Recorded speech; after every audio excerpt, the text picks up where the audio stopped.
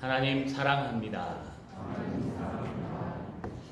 우리가 이제 날씨가 더워져서 휴가철이 된 것 같습니다. 사람들이 휴가철이 되면은요, 많이 찾는 곳이 있습니다.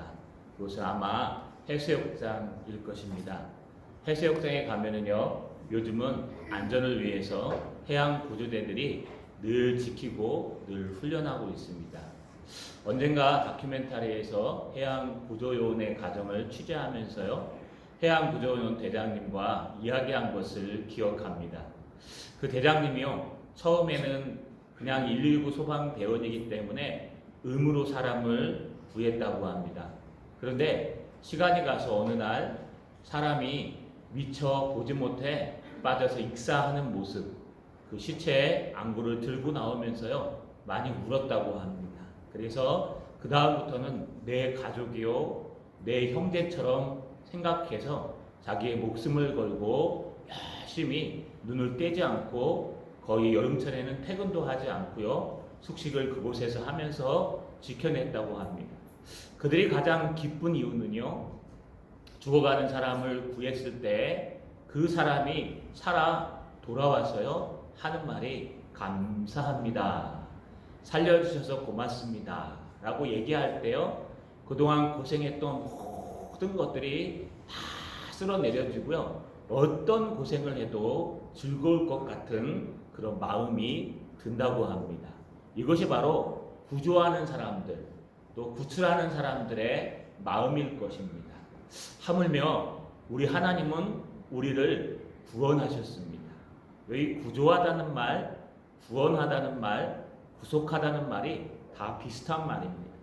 우리가 세상의 바다에 헤매이고 있을 때 그냥 가만히 놓아두면 세상의 물결 속에 빠져서 돈이 전부인 줄 알고 살아가며, 인생의 명예가 전부인 줄 알고 살아가며, 또 이 땅에서 많은 것이, 성공하는 것이 전부인 줄 알고 살아가며, 또 그것을 쫓다가 지치고 낙심하고 낭망하고 쓰러져서 헤매일 수밖에 없었던, 죽음 후에 어떤 세상이 있는지조차도 신경 쓰지 못했던 죄 많은 우리 같은 사람들을 하나님이 구원하실 때 그 구원하신의 기쁨은 얼마나 클까요?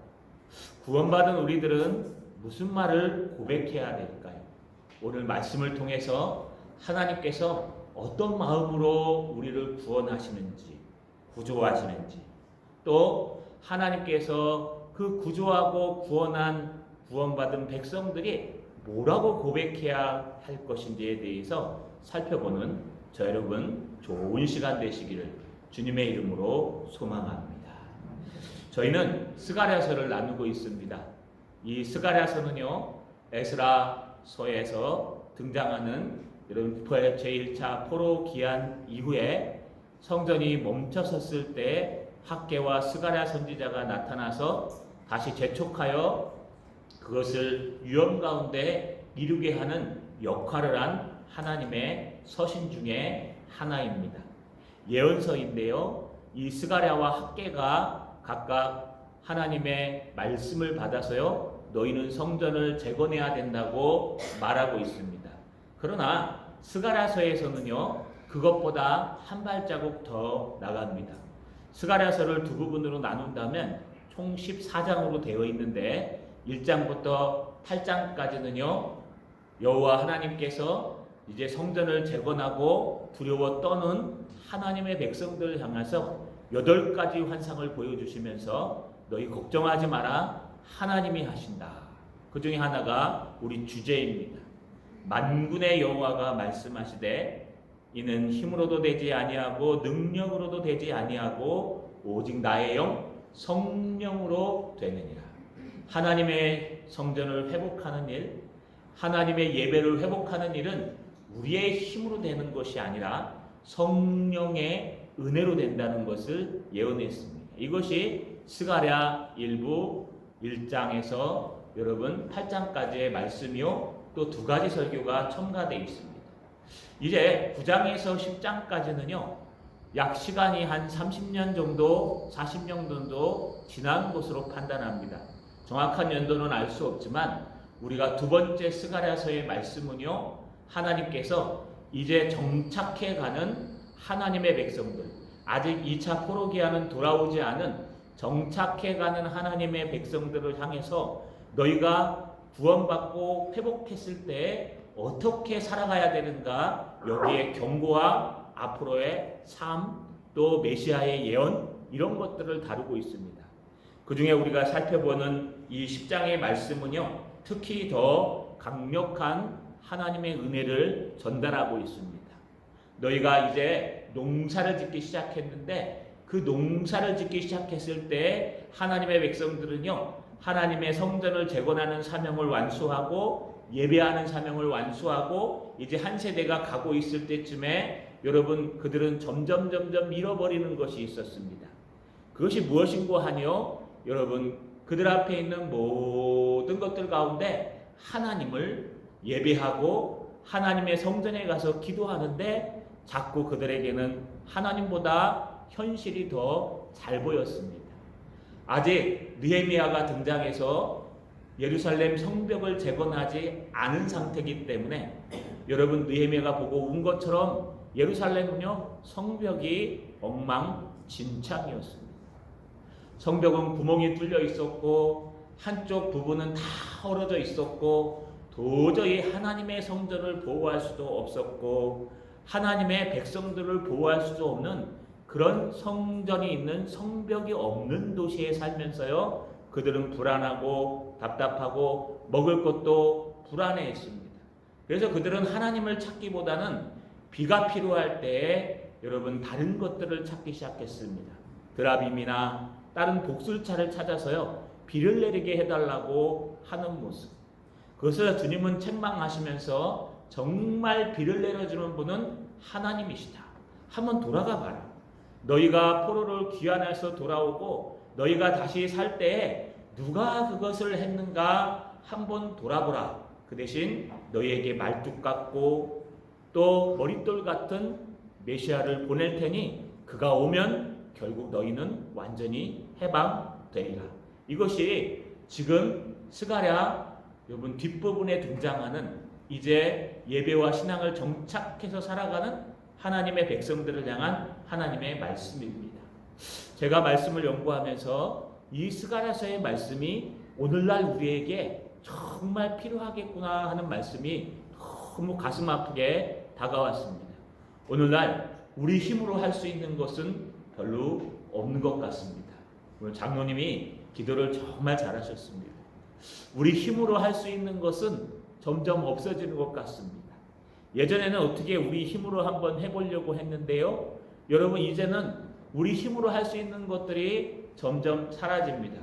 교제마저도 우리가 같이 못할 수 있는 그런 상황이, 전쟁도 아니요, 다른 완력도 아니요, 그저 알 수 없는 바이러스 하나 때문에요, 그 연약한 눈에도 보이지 않는 바이러스가 우리의 사이를 갈라놓고 하나님의 예배도 변형시켜 놓고 수많은 것들을 막고 있습니다. 이곳에서 우리는 무엇을 바라봐야 되며 무엇을 위해 기도해야 되며 무엇을 쳐다봐야 하는가? 이스라엘 백성들은 어떻게 할 수가 없었습니다. 사마리아 사람들이 여전히 방해하고 있고 그들은 먹고 살기 바빠서요, 성벽을 재건할 수도 없었습니다. 그들은 먹고 살기 바빠서요, 농사 짓는 일 외에는 다른 것들을 하기에는 역부족이었습니다. 기껏 돌아온 사람과 예루살렘에 남아있는 사람들, 그 사람들 힘으로는요, 회복이 불가능하였습니다. 그래서 그들을 향해서 이제 주님께서요, 용기와 힘을 주시면서 너는 나를 쳐다보라. 너는 나를 의지하라. 너는 여호와 하나님을 의지하라. 눈을 뜨고 앞에 보이는 먹고 사는 문제 중요하지만 그거보다 먼저 하나님을 의지하라. 지금 코로나로 인해서 구멍이 뻥뻥 뚫리셨을 거예요. 사업하시는 분들은 사업에 구멍이 뚫리셨을 거예요. 어쩌면은요, 쭉 성벽이 다 무너져서 더 이상 무엇을 붙들고 해야 될지 모르실 겁니다. 회사들은요, 아마 정리해고에 들어가신 분도 계시고 여러 가지 일들로요, 이제 감축하지 않으면 안 되는 상황에 달려 있습니다. 우리 청년들은요, 취업해야 되는데 취업이 어렵습니다. 가정에서는요, 들어오는 돈이 적어지니까 씀씀이도 너무 어렵습니다. 여러분, 스가랴서의 말씀과 에스라를 배경으로 하는 그 상황과 오늘날 우리가 살아가는 이 시대는요, 너무도 유사한 것 같습니다. 주님은 그들을 향해서요, 구멍 뚫린 성벽을 보지 말고, 무너져 있는 성벽을 보지 말고, 너희의 밭의 곡식들을 바라보되 그거보다 살아계신 하나님을 바라보아라. 이제 오실 메시아, 오신 메시아, 너희와 함께 하시는 임마누엘의 하나님 예수 그리스도를 바라보아라. 이것이 스가랴가 메시아를 예언하는 말씀입니다. 오늘 말씀에는요, 그 하나님께서 어떻게 우리를 구원하시는지, 어떤 마음으로 우리를 세우시는지 하나님의 간절한 가슴속의 마음을 말씀하십니다. 오늘 여러분 읽으신 6절에 보니까 내가 유다 족속을 견고하게 하며 요셉 족속을 구원할지라 내가 그들을 긍휼히 여김으로 그들이 돌아오게 하리니 그들은 내가 내버린 일이 없었음 같이 되리라. 나는 그들의 하나님 여호와라. 내가 그들에게 들으리라. 여러분, 이 한 구절 속에 오늘 모든 설교가 다 들어가 있습니다. 반이. 여러분, 하나님께서 구원하십니다. 오늘 유다 족속과 요셉 족속을 구원하신답니다. 유다 족속은요, 남유다를 얘기합니다. 유다 족속은 르호보암 때 이스라엘이 둘로 나눠졌습니다. 우리나라랑 같이 38도선이 있듯이 유다는 그런 선은 없지만 북에 10개에서 11개 지파가 여러분 북이스라엘을 이루었고, 남쪽에는요, 남유다와 베냐민 그 조그만 지파가 남유다를 이루어서 북이스라엘과 남유다로 양분됐습니다. 양분돼서 살아가기 때문에 하나님께서 보통 북이스라엘을 부를 때에는요, 이스라엘 지파를 대표했던 에브라이마라고 불렀는데, 오늘은 요셉 족속아라고 부르는 것은 북이스라엘을 대표하는 족속 중에 하나입니다. 그래서요, 북이스라엘과 요셉 지파와 남유다와 유다 족속 이 모두를 합쳐서요, 하나님의 백성들입니다. 이 당시에 있었던 하나님의 백성들, 여기 있었던 하나님의 백성들은 누구냐 하면 예루살렘에서 자기의 신앙을 끝까지 지켜냈던 사람들과 이제 약 5만 명이 돌아왔는데요, 그 돌아온 사람들을 얘기하는 것입니다. 여러분, 그들을 내가 견고하게 하며 그들을 내가 구원하리라. 그들을 내가 흔들리지 않게 잡아주며 이제 그들을 내가 구원해 주리라. 그러면서요, 내가 그들을 긍휼히 여김으로 그들이 돌아오게 하리니, 원래는요, 이 긍휼히 여김으로가 뒤에 가 있어서요, 여러분, 원래 내가 유다 족속을 견고하게 하며 요셉 족속을 구원할 것이며 그들이 돌아오게 하리니, 왜냐하면 내가 그들을 긍휼히 여기기 때문이다 라고 해석하는 게 더 옳습니다. 여러분, 하나님께서 하나님의 백성들, 하나님을 거역하고 포로로 잡혀갔던 그 백성들, 하나님의 말씀을 의지하지 않고 현실을 바라보고 그들은 북쪽에 있는 아수르나 북쪽에 있는 바벨론이나 북쪽에 있는 이방 다메섹이나 모든 민족들을 붙을 것인지, 아니면 남쪽에 있는 애굽이나 블레셋을 붙들 것인지, 그 사이에서요, 와락가락하고 있는 그들을 향해서 하나님은요, 그거 붙드는 거 아니다. 너희는 그 중립에 서서 누구를 붙들라? 여호와 하나님을 붙들라는 거예요. 근데 현실에는요, 그것이 가능했을지 참 의문이 됩니다. 우리나라랑 너무 비슷한 것 같아요. 우리나라도요, 여러분, 중립국가 위주에 있습니다. 물론 지금은 큰 미국을 붙들고 있지만, 여러분, 우리가 어느 쪽은 여길 붙들어야 된다 그러고 어느 쪽은 거기서 나와서 이쪽을 붙들어야 된다 그러고, 누구는 그렇지 않다고 중립을 유지해야 된다 그러고, 어떤 것을 붙드는지 그 시대 사람들은 정말 힘들 거예요. 그래서 이사야 시대에요, 이사야의 아들과 함께 하나님께서 아하스 왕을 찾아간 이유가 있어요. 그가요, 여러분, 북쪽 민족들에게 아수르에게 가서 자기의 모든 것들을 붙으려 그러니까요, 이사야의 아들을 보내서요, 그러지 마라. 하나님께서 원하지 않는다. 여러분, 지금 대통령한테 이런 얘기하면 믿겠습니까? 저를 이상하게 보겠죠? 여러분, 지금 얘기하는 것은 그런 얘기가 아닙니다. 우리 신앙인들이 해야 될 것은 바로 이 상황에서 하나님을 바라보라는 거예요.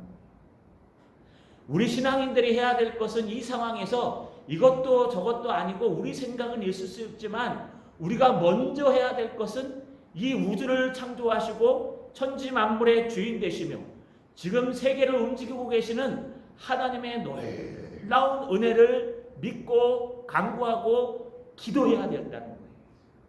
지금 나라를 위해서 제일 많이 기도해야 됩니다. 지금 여러분 세계를 위해서 가장 많이 기도해야 됩니다. 지금 우리는 하나님을 위해 가장 많이 기도해야 됩니다. 그런데 그 하나님이요, 어떤 하나님입니까? 긍휼한 마음으로 하나님을 거역하고 포로로 잡혀갔던 그 백성들을 돌아오게 하시는 하나님.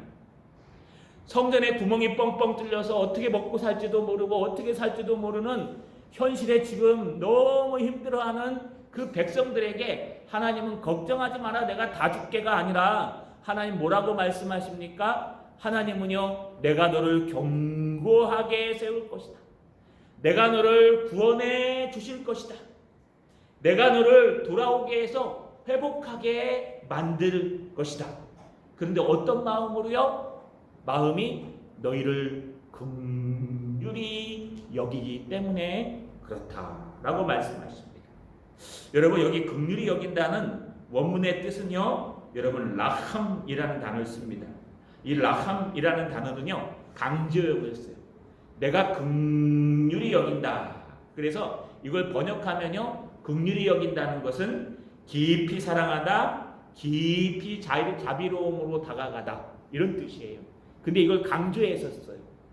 내가 정말 너를 사랑하기 때문에, 내가 정말 너를 긍휼히 여기기 때문에, 내가 나를 버리고 도망갔던 너를 정말 긍휼히 여기기 때문에, 내 말씀을 듣지 않고 말씀이 듣기 싫어서 길을 돌리고 길을 막고 등을 돌렸던 너희들, 그래서 황폐한 땅으로 포로로 잡혀갔던 너희들, 그 모든 것들을 그럼에도 불구하고 하나님이 너희를 라함 깊이 사랑하시기 때문에 주님은 그들을 다시 견고하게 하시고 다시 구원해내시고 다시 원상태로 회복시켜 주신다고 약속하시는 거예요.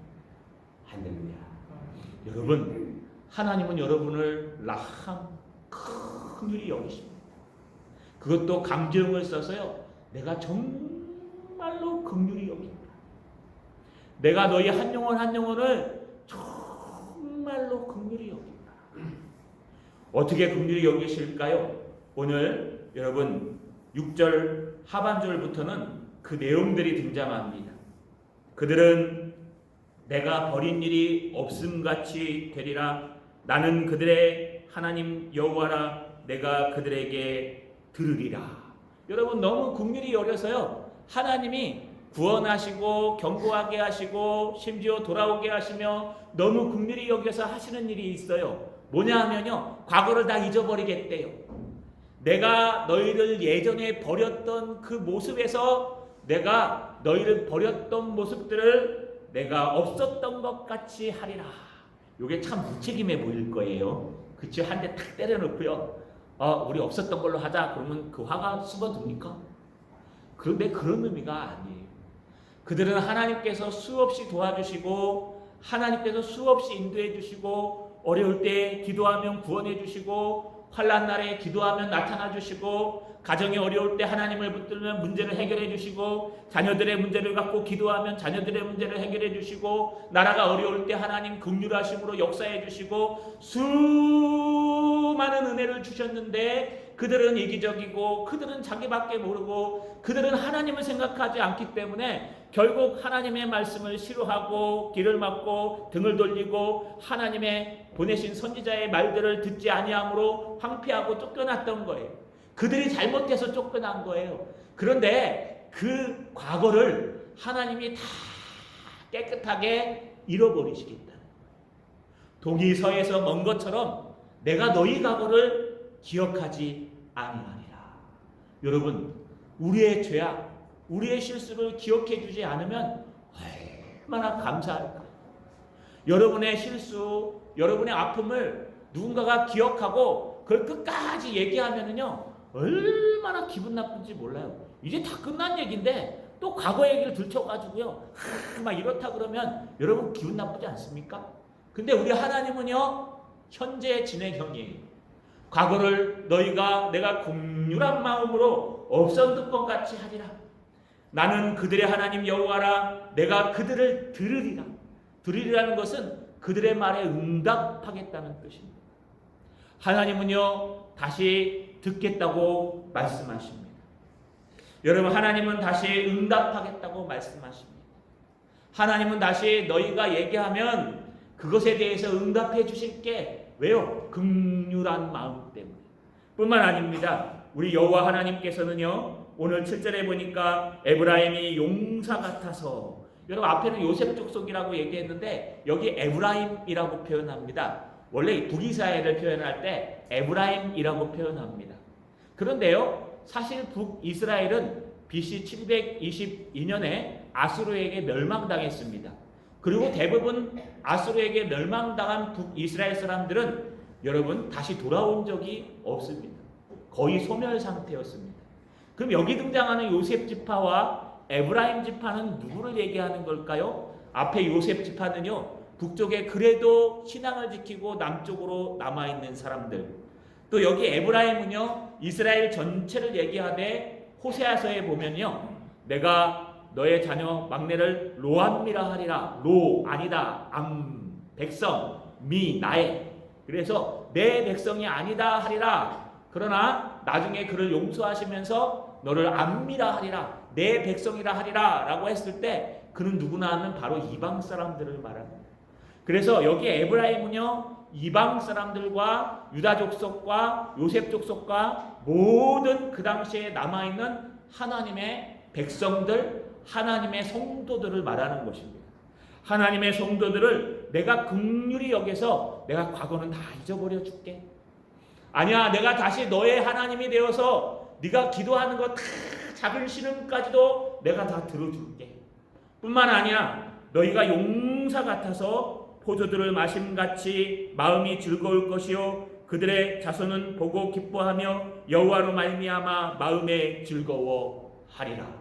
여러분, 정말 내가 긍휼함으로 너희의 과거를 잊어버리고 너희 하나님이 되어서 너희가 기도할 때 내가 기도를 다 들어줄게. 뿐만 아니라 너희를 용사같이 하여서 너희가 어떻게 해요? 포도주를 마심같이 마음이 즐거울 것이다. 여러분, 포도주를 언제 마실까요? 시편 104편 15절에 보니까 사람의 마음을 기쁘게 하는 포도주와 사람의 얼굴을 윤택하게 하는 기름과 사람의 마음을 힘있게 하는 양식을 주셨도다. 사람의 마음을 기쁘게 하는 게 포도주라고 합니다. 뭐 술을 먹으면 체해서 기쁘다 이런 뜻이 아니라요, 포도주는 기쁠 때 마시는 것이요 그 당시에는 음료수처럼 마셨습니다. 여러분, 이 포도주는요, 승전했을 때 마시기도 하고 잔칫날 마시기도 합니다. 그래서 예수님의 첫 번째 기적이 가나 혼인잔치에 포도주가 떨어졌던 것, 우리 지금 강사님 설교하는 내용들입니다. 여러분, 이 포도주는요, 기쁨을 얘기하는 것입니다. 잔치를 얘기하는 것입니다. 하나님께서 긍휼히 여기셔서 에브라임을 용사처럼 만드시고 너희가 이제 승리하게 하셔서 너희를 어떻게 해요? 너희 마음이 즐거워지게 하리라. 또 있습니다. 그들의 자손은 보고 기뻐하며 여호와로 말미암아 마음에 즐거워하리라. 여러분, 그들의 자손들도요, 아버지의 어머니의 그 기쁨을 보고 그 즐거움을 보고 그 자손들도 여러분 마음에 즐거워한다고 합니다. 여기 앞에 즐거워하는 것이요 뒤에 마음이 즐거워하리라는 다른 단어입니다. 앞에 즐거워하는 것은요, 원문대로 해석하면요, 그냥 기쁘다, 즐겁다고 이렇게 외치는 정도입니다. 그래서 뒤에 즐거워하는 것은요, 다른 단어예요. 길이라고 써서요, 이 단어는요, 즐거워 뛰는 거예요. 맴돌다 이런 뜻이에요. 그래서 여러분, 부모님들은 주님의 은혜와 구원과 주님이 기도응답을 해주시는 것과 주님께서 비를 달라고 기도할 때 폭우를 내려주셔서 하나님께서 땅에 곡식이 잘 돼서요, 또 어떤 적이 쳐들어와도 다 이기게 하고 어떤 문제가 생겨도 다 이기게 하셔서 너무 마음이 즐거워서 야, 우리 즐겁다 이러고 있는데, 그 자녀들은요, 무엇하고 있다고요? 그 자녀들은 아버지 어머니의 그 즐거워하는 모습을 보고 어떻게 해요? 즐거워서 맴도는 거예요. 아버지 어머니 옆을 맴도는 거예요. 한번 상상해 보세요. 야, 올해요, 양파가 잘 됐답니다. 왜냐하면 중국에서 못 들어와고 양파가 대박이 났습니다. 맞는지 모르겠어요. 그래갖고 양파 하신 분들이 아주 올해 괜찮대요. 농작물이 다 그렇답니다. 그러니까요, 막 휘파람을 부는 거예요. 룰루랄라 막 거둘 때도요, 기쁘게 걷고요. 여러분, 없어서 못 파니까 막 기쁘게 거두면요, 그 자녀들이 와서 그래, 뭐라 그래요? 우리는 그러죠. 가면은 아유, 또 일해야 되냐, 아우 또 어떻게 일하나, 막 이러죠. 그런데 정말 그걸 다 일하고 나서 여러분, 부모님들이 기뻐하면 기쁘지 않습니까? 옆에서 꼬맹이들이요, 막 양파 캐는데 옆에서 막 뛰어다니면서 야, 그거 밟지 마! 그런데 막 열심히 막 뛰어서 아빠 기뻐요. 그래, 장사가 안 돼갖고 이래도 팔이 날리고 저래도 팔이 날리면요, 조금만 움직여도 막 짜증이 납니다. 조용히 해! 집에 가서 놀아! 막 그러죠. 여러분, 그 기쁨을 얘기하는 거예요. 너희의 농사가 잘 되리라. 왜요? 너희가 여호와 하나님, 비를 내려주시는 여호와 하나님 앞에 기도하면 그분이 그 기도를 들으신다. 왜? 긍휼하셔서 너희를 견고하게 세우시고 너희를 구원해 주시고 너희를 다시 회복시키시고, 왜요? 긍휼한 마음으로, 그리고 너희의 모든 과거를 다 잃어버리시고 심지어 너희가 기도할 때 너희 하나님으로 응답해 주시고, 또 너희 백성들이 이 땅에서 잘 될 수 있도록, 잔치를 벌일 수 있도록 하나님이 응답해 주셔서 너희 어른들은 기뻐서 막 소리를 외치며 너희 아이들은 기뻐서 즐거워 막 뛰고 있대요. 근데 한 절을 제가 안 읽었죠. 여호와로 말미암아. 이게 원래 여호와로 말미암아가 아니에요. 배 아도나이, 그래서요, 배가 뭐뭐 안에서, 아도나이가 예호바, 여호와란 뜻이에요. 이스라엘 사람들은요, 여호와란 단어를 읽지 않았어요. 왜 안 읽었냐? 너무 거룩한 단어이기 때문에 예호바라고 읽으면 안 된다. 그래서 아도나이, 주님이라고 읽습니다. 그래서 배 아도나이, 주님 안에서, 여호와 안에서 기뻐하고 즐거워하리라. 왜요? 그의 긍휼 안에서 이루어진다. 저 여러분, 이것이 하나님의 마음이에요. 구조대가 사람을 구조했을 때요, 얼마나 기쁠까요? 구조하지 못해서 그가 죽으면 얼마나 가슴이 아플까요? 그 구조대장이요, 죽은 시체를 들고 오면서 조금만 빨리 발견했더라면, 조금만 빨리 발견해서 인공호흡을 했더라면 살았을 텐데, 그 젊은 청춘이 죽어가는 걸 보며 눈물을 흘렸답니다. 그래서 그 다음부터는 눈을 부릅뜨고 점심을 먹지 않아가면서 그 바다를 지키고 있답니다. 그 이후로 사고 난 적이 거의 손가락 안에 꼽힙니다. 우리 하나님도 똑같습니다. 우리 하나님은 더합니다. 우리 하나님은 7개의 눈동자로 쉬지 않으시고 돌아다니면서 불꽃 같은 눈으로 우리 중심을 보고 계세요. 우리 하나님께서는요, 그 마음속에 정말 긍휼히 여기는 마음, 강조형을 써서 정말 여러분 한 영혼 한 영혼을, 하나님의 교회를, 하나님의 백성들을 정말로 사랑하시는 그 마음을 가지고 우리를 견고하게 세우시고 우리를 구원하고 구출하시며 우리를 돌아오게 해서 회복시키실 것인데, 그뿐만 아니라 우리 하나님이 다시 되어서 우리의 작은 신음까지도 들으실 것이다.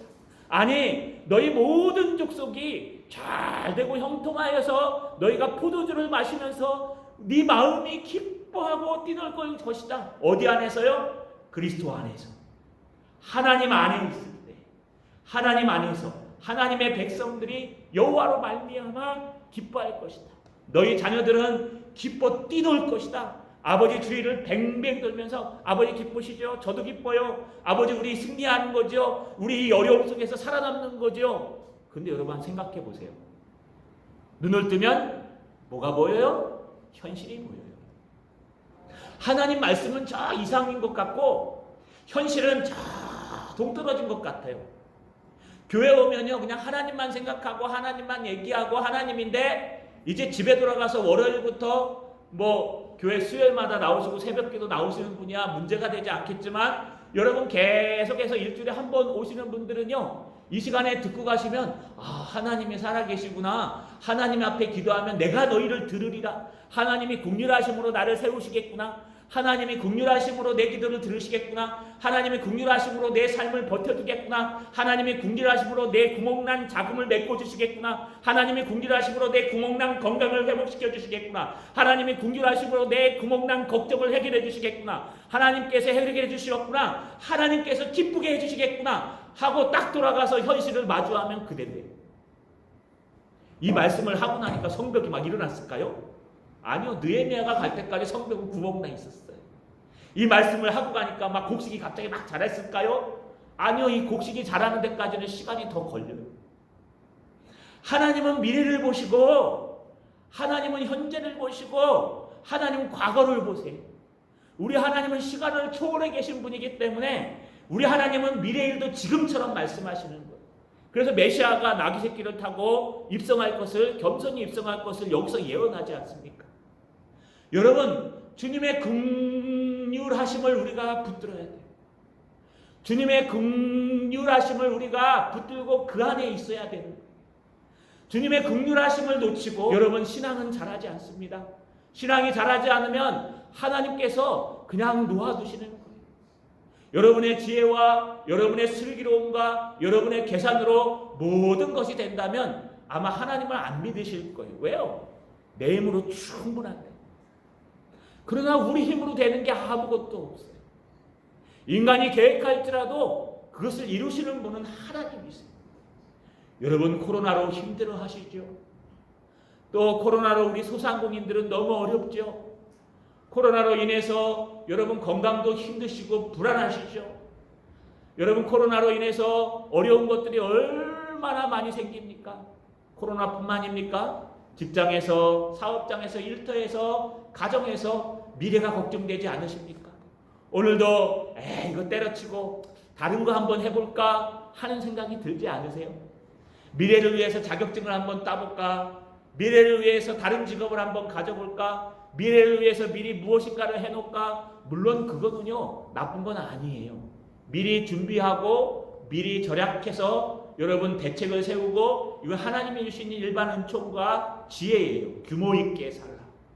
그러나 그것이 너무 과도하면은요 거기에 맞춰서 현실을 잃어버리는 거예요. 현실을 잃어버리면요 이 현실의 기쁨을 잃어버려요. 우리 인생이 바로 그런 것 같아요. 하나님이 오늘 하루를 우리에게 건강하게 주신 것이 얼마나 감사한데 오늘 한 주간을 건강하게 살게 하셔서 여러분들이 이렇게 나와서 예배 드릴 수 있게 한 게 얼마나 감사한데 여러분 그 하루하루는 다 잊어버리고 자기의 꿈이라고 생각하는 미래 이루어질지 안 이루어질지 모르는 미래만을 바라보고요 물론 오늘은 희생해야 되지만 오늘 하루를 누리지 못한다면 그것은 정말 하나님 주신 이 세월을 아끼는 사람이 아니라는 거예요. 자 여러분 하나님은 긍휼하신 분입니다. 하나님은 여러분 한 분 한 분의 고민을 다 듣고 알고 계십니다.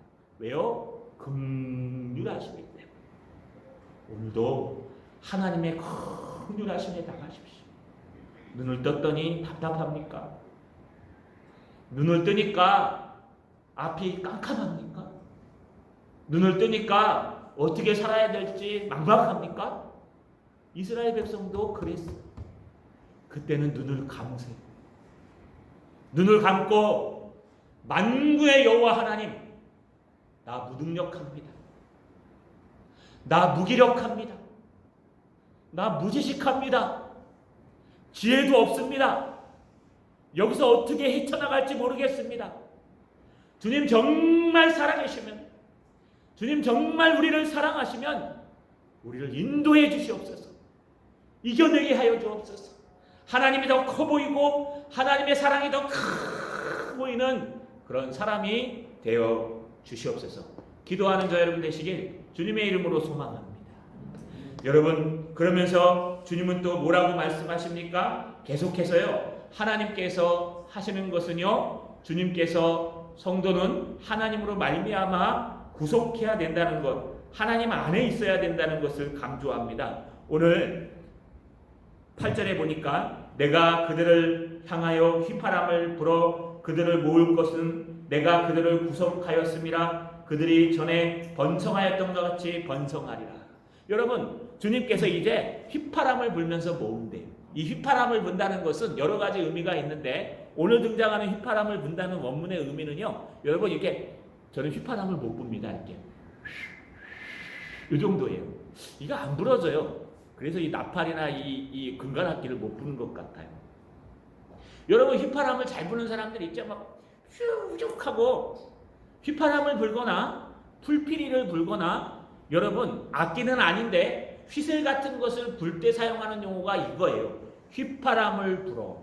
하나님이 뭐 기뻐서 휘파람을 분다 이런 뜻이 아니라요, 휘파람을 부는 것은 이 당시에 목자들이요, 자기 양을 부를 때 쓰는 신호랍니다. 그래서 자기 양을 휘익 하면요, 양이 하나님의 음성, 양이 목자의 음성을 알아들어서요, 그 동네 우리 안에 있는 막 섞여 있는 양들이요, 그 주인의 목소리를 알아듣고 막 양의 문으로 나온대요. 나와가지고 그 주인을 따라서 푸른 초장으로 가는 거예요. 그 당시에 부자가 아니면요, 여러분, 동네에서 큰 우리를 만들어서 보초를 섭니다. 불침번을. 그러면서요, 하루에 한 번씩 또는 몇 번씩 갈아가면서요, 그 양의 우리에다가 동네 한 50호 있으면 50가구의 양들이 한꺼번에 다 들어가요. 그런데 중요한 거는 양이요, 주인의 목소리를 알아들어요. 주인의 신호를 알아들어요. 가자! 그러면요, 이 소리를 딱 듣고 그냥 따라오는 거예요, 양들이. 근데 자기 주인의 소리를 모르는 게 없어요. 또 양도요, 100마리가 돼도 다 안답니다. 목자들이. 그래서요, 이 목자가 양과 함께 갈 때 뭐라 그래요? 휘파람을 삐 불거나, 어떤 사람은 풀피리를 삐 불거나, 어떤 사람은 가자! 그러면요, 그들이 그 음성을 듣고 달려온다는 거예요. 긍휼하심의 마음이 그들을 기쁘게 하며, 그들을 이제 주님께서 때가 되어서 휘파람을 부어서 그들을 불러 모으고, 그들을 모을 것은 내가 그들을 구속하였습니다. 여러분, 그렇게 모을 수 있는 것은 내 거기 때문에 그런 거예요. 하나님의 것이기 때문에. 여기 구속하다라는 단어가 파다라는 단어인데, 이게 헬라어로 해석하면, 영어로 해석하거나 번역하면 속량하다, 몸값을 지불하다, 구원하라는 뜻이에요. 그래서 몸값을 지불하고 사오는 거예요. 양이 딴 데 팔려갔는데 다시 몸값을 지불하고 사온 거예요. 이게 구속하다, 속량하다라는 뜻이에요. 여러분, 내가 산 왕, 내가 긍휼하여서 나의 외아들 예수 그리스도 그의 핏값으로 너희를 내가 구속하였더라, 사왔노라. 여러분, 여기 왜 앉아 계십니까?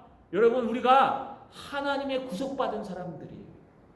여러분, 한 사람을 위해서 여러분 값없이 구원을 얻었지만, 우리 하나님은 2020년 전에 십자가에 달려 죽으셨어요. 그의 핏값으로 우리를 사신 거예요. 여러분, 한 사람은 주님의 핏값으로 산 주님의 종이요, 주님의 양이요, 주님의 백성들이라는 거예요. 믿으십니까? 믿으십니까? 여러분, 그렇기 때문에 우리는요, 주님을 따라가는 거예요. 주님이 우리를 사셨기 때문에 그 핏값으로 긍휼히 여기셔서 그 하나밖에 없는 외아들을 내어주시는데 전혀 아끼지 아니하시고 내어주시고 우리를 구속하셨습니다. 그래서 우리가 그들이 부를 때, 주님이 휘파람을 부를 때 하나님의 양들이 구속받은, 여러분, 값주고 사신 양들이 다 모여서 주님을 따라가는 겁니다. 그러면 주님께서 그 양들을 번성하게 하시겠다고 약속합니다. 9절에 보니까 내가 그들을 여러 백성들 가운데 흩으려니와, 그들이 먼 곳에서 나를 기억하고 그들이 살아서 그들의 자녀들과 함께 돌아올지라. 여러분, 여기 흩으려니와라를 잘 해석해야 돼요. 잘못하면은요, 막 흐트러뜨려 가지고 막 뭐 기양문했다 이런 뜻인데, 이 흐트러뜨리다라는 단어가요, 씨를 뿌리다는 뜻입니다. 그래서 여러분, 이스라엘은 씨를 뿌릴 때 붓기라고 뒤에 달고 여러분 가기도 하고 그냥 흩어 뿌리는 거예요. 씨를 흩어서 뿌렸다가 이제 그들을 내가 먼 곳에서 그들이 나를 기억하고 내 백성인 것을 구속했기 때문에 기억하고 그들이 살아서 그들의 자녀와 함께 돌아온다는 거예요. 뭘 듣고요? 휘파람 소리를 듣고. 하나님이 휘파람을 삐 부니까요. 그들이 먼 곳에 있다가요. 하나님이 값주고 사신 영혼들이 다 일어나가지고요. 하나님 품으로 지금 한 사람 두 사람 불러 모으고 돌아오는 거예요. 왜요? 그들의 기억 속에 하나님이 계시기 때문에. 하나님의 긍휼하심이 있기 때문에. 하나님이 예수 그리스도의 피값으로 우리 양들을 사고 백성들을 샀기 때문에 하나님의 백성들은요. 하나님이 휘 하고 부르면 다 모이는 거예요.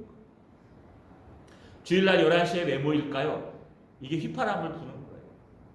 하나님께서요. 어떤 일이 있어도 주일 오전 예배는 드리자 모이라 라고 얘기하니까요. 여러분들은 그 휘파람 소리를 듣고 하나님 앞에 모여서 하나님의 말씀을 우리가 나누고 있고 하나님의 말씀으로 교제하고 있는 거예요. 근데 그들이 먼 곳에서 오는 사람들이 있어요. 그들이 쉽게 올 수 있을까요? 여러분 좀 멀리 가 있는 사람들이 있어요. 하나님의 휘파람 소리로부터 좀 먼 데 가 있는 사람들이 있어요. 하나님 휘파람 소리에 가까이 있는 사람들은 하나님의 긍휼하심을 늘 느끼고 하나님의 응답하심을 늘 느끼고 여호와 안에서 그리스도 안에서 늘 살기 때문에 주님이 딱 일어서는 것만 봐도 그냥 바로 따라옵니다. 그런데 멀리 있는 양들, 울타리가 큰데 저 멀리 있는 양들은 오는데 한참 걸리겠죠? 여러분 듣고 판단하는데 뒤 걸리겠죠? 그래서 기억하고 달려오는 것을 지금 뭐라고 얘기하냐면 출애굽기의 예를 듭니다. 오늘 10절을 보십시오. 내가 그들을 애굽 땅에서 돌아오게 하며 그들을 아수르로부터 모으며 길르앗 땅과 레바논 땅으로 그들을 이끌어 가리니 그들이 거할 곳이 부족하리라. 내가 그들을 여러분 애굽 땅에서 불러온대요. 이거 출애굽이죠. 모세 때 이스라엘 백성들을 애굽 땅에서 불러내었죠. 여러분 그들을 다시 애굽 땅에서 불러내요. 이번에 아수르로부터 불러낸대요. 여러분 애굽은요 남방에 있는 강력한 주권 국가예요. 지금 이집트. 북쪽에 있는 여러분 아수르는요 지금은 멸망했지만 강력한 북방 민족이에요. 그런데 아수르는 이미 멸망해서 이것은 아수르를 얘기하는 게 아니라 북방에 있는 아수르, 바벨론 망했죠. 이제 메데아, 파사 이 모든 북방에 있는 나라들 또 애굽은 남방에 있는 모든 나라들 방해하는 모든 족속들을 얘기하는 거예요. 그 모든 족속들 그곳에서 포로로 잡혀 살고 있는 그곳에 씨를 뿌린 그 백성들이 다 몰려와서 어디로 가요? 길르앗과 레바논 땅으로 가라. 이게 예루살렘 남북 쪽을 얘기하는 겁니다. 가나안 땅으로 그 경계로 돌아올 것이다.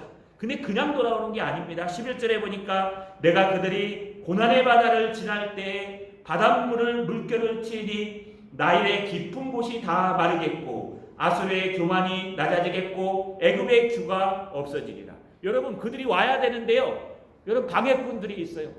첫 번째는요. 북방에 있어 오는 사람들은 북방 아수르 민족, 북방에 있는 바벨론 민족, 북방에 있는 메데 민족, 파사 민족, 페르시아는 도와줬지만 여전히 남아있는 다메섹과 여전히 남아있는 민족들이 그들이 오는 것을 방해할 거예요. 남방 애굽에서 올라오려면요. 애굽의 교만한 애굽의 그 통치력 강력한 규, 홀인데요. 이렇게 홀을 내리는 거예요. 그의 모든 통치력 때문에 올라오기가 힘들어요. 블레셋 때문에 힘들어요. 여러분 그런데 또 힘든 게 있어요. 이스라엘 백성들이 한 것처럼 내가 그들이 고난의 바다를 지날 때 고난의 바다를 지나야 된다는 거예요. 고난의 바다가 뭘까요? 이스라엘 민족이 가장 힘들어했던 게 뭘까요? 홍해바다예요. 10가지 재앙이 내린 후에 홍해바다 앞에 머물렀습니다. 모세만 데리고 야 우리 이제 살아났다. 여러분 주변에 있는 사람들의 금과 은을 끌어모으고 열심히 무교병을 들고 열심히 보따리짐을 지고 여러분 배낭을 메고 애들 손자 아들 며느리를 잡고 열심히 나귀를 끌고 양을 끌고 가는 거예요. 출애굽하고 야 우리 승리했다라고 딱 갔는데 모세가 인도한 곳 하나님이 인도한 곳은요 홍해 앞바다예요. 홍해바다예요. 그래서 그들이 뭐라고 원망합니까? 너희가 애굽왕 바로와 짰지. 그럴 만도 해요. 왜냐하면 모세도 그 애굽왕 바로의 형제처럼 자란 사람이에요. 너희가 애굽왕 바로와 짰지. 그래서 우리를 갖다가 죽일 데가 없으니까 이 바다에다 몰살시키려고 한 거지. 뒤에는 지금 애국 군대가 쫓아오고 앞에는 홍해 바다가 있는데 어떻게 할 거야? 얘기 좀 해봐. 얘기 좀 해봐요. 하면서요. 그들은 모세와 아론을 원망했습니다. 근데 하나님은 그 바다를 어떻게 하십니까? 그 바다를 가르쳤습니다. 할렐루야. 우리 인생에요. 하나님의 휘파람을 불러 모을 때 우리를 막는 북방민족과 남방민족들, 우리의 신앙을 막는 고난의 바다가 있다는 거예요. 그 고난의 바다를 건너지 아니하면 여러분 절대로 하나님 품으로 올 수가 없어요. 심지어 여기 나일강 깊은 곳이라 그러는데 이 강이나 바다나 호수를 히브리어에서는요 따로 구별을 못해요. 욤이라는 단어를 써요. 그냥 물이면 욤이에요. 욤. 요단강도 욤이에요. 쫄쫄 흘려도. 그래서 이 욤은 나일 바다를 표현하는 게 더 번역이 난데 나일의 바다가 있습니까? 나일강이라고 그러죠. 그래서 여러분 나일강이나 여러분 홍해 바다나 여기 고난의 바다나 다 똑같은 바다를 얘기하는 겁니다. 강과 바다와 그 바다의 깊이가 다 어떻게 됩니까? 하나님이 마르게 하시고 그 지나갈 때 하나님이 나일강을 말게 하시지 마르게 하셨대요. 그들의 교만을 다 꺾으실 것이니라. 이게 하나님의 역사입니다. 왜요? 하나님이 그들을 긍휼히 여기시기 때문에. 그런데 이런 역사가 일어나는 이유가 또 하나 있습니다. 마지막 12절에 보니까 내가 그들로 나 여호와를 의지하여 경고하게 하리니 그들이 내 이름으로 행하리라. 나 여호와의 말이니라. 여러분 그들이 왜 이런 일을 할 수 있냐? 그들이 여호와 하나님을 의지함으로 이런 일을 할 수 있었다는 거예요. 앞에 그들의 그들이 왜 기뻐했습니까? 왜 즐거워하고 자녀들은 뛰어놓았습니까? 여호와로 말미암아 여호와를 의지하여. 이것도 배 아도나이예요. 이것도 똑같이요. 여러분 여호와 안에서, 신약에서는 그리스도 안에서 하나님의 백성들이 그리스도 안에 있으면, 예수 안에 있으면, 신앙의 울타리 안에 있으면 하나님이 나팔을 불 때, 하나님이 피리 소리를 불 때 유선하라고 하고 우리 이름을 부를 때요. 그 이름을 듣고 우리가 하나님 앞에 달려갑니다. 방해물이 있습니다. 그럴지라도 하나님이 낮아주실 거예요. 여러분 고난의 바다가 있습니다. 그럴 때 하나님이 그 바다를 말리셔서 마른 땅이 되게 하실 거예요. 그래서 그들을 견고하게 세우시고 그들을 움직이시게 하고 그들을 결국 하나님의 이름으로 행하는 하나님의 백성으로 만드신다는 겁니다. 여호와 안에 있을 때, 그리스도 안에 있을 때. 저 여러분 말씀을 마치겠습니다. 처음에 구조대 얘기를 했습니다. 처음엔 의무로 하셨대요. 그런데 한 청년 젊은이가 물에 빠져 미처 발견하지 못해 죽는 것을 보시고 펑펑대고 우셨대요.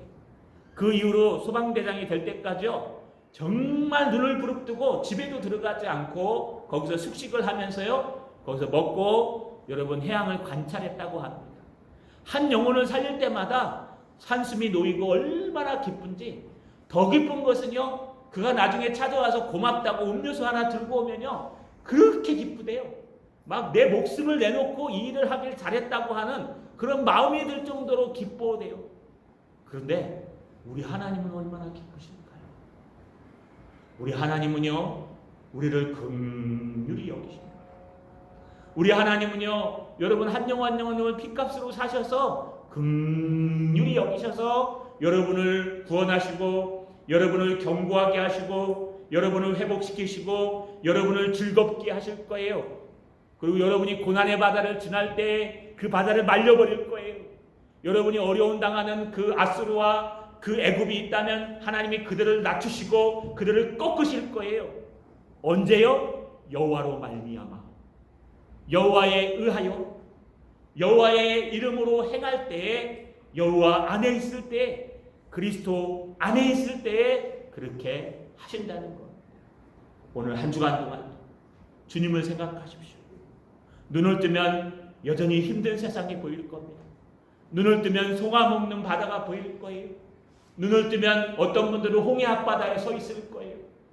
눈을 뜨면 어떤 분들은 구멍이 뻥 뚫린 성벽을 바라보고 있을 거예요. 눈을 뜨면 어떤 분들은 뭘 해먹고 살지 걱정할 거예요. 그럴 때 하나님을 바라보십시오. 주님은 여전히 여러분을 버리지 않고 긍휼히 여기십니다. 주님은 여전히 여러분의 기도를 듣고 계십니다. 여러분들이 여호와 안에만 있다면 주님은 홍해도 가르셨기 때문에 고난의 바다를 가르시고 인도해 주실 것입니다.